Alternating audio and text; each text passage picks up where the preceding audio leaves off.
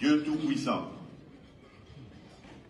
Père de miséricorde et Dieu de toute consolation, toi qui es le maître des temps et des circonstances, le juste juge et le prince de la paix, nous te rendons grâce pour le souffle de vie et élevons vers toi une même prière au-delà de nos langues, de nos histoires et de nos intérêts.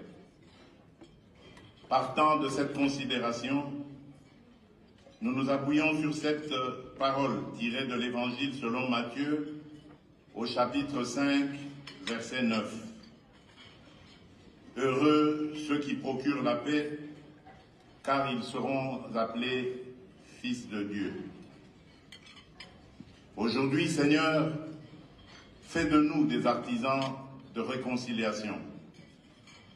Là où la méfiance a fermé la route, ouvre un chemin. Là où l'orgueil a dressé des murs, apprends-nous à bâtir des ponts.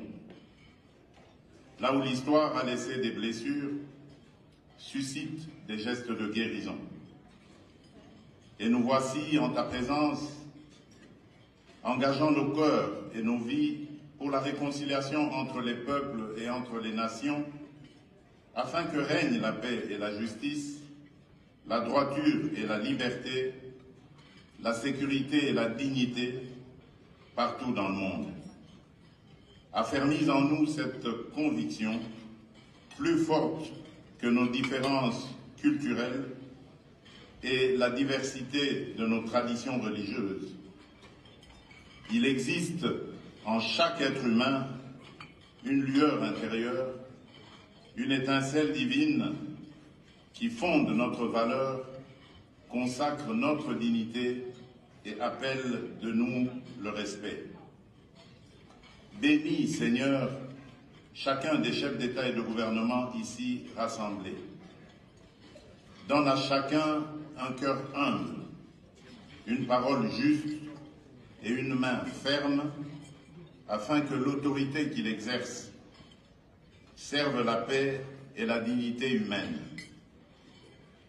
Seigneur, nous te présentons aussi celles et ceux qui ne sont pas dans cette salle, mais qui vivent affligés.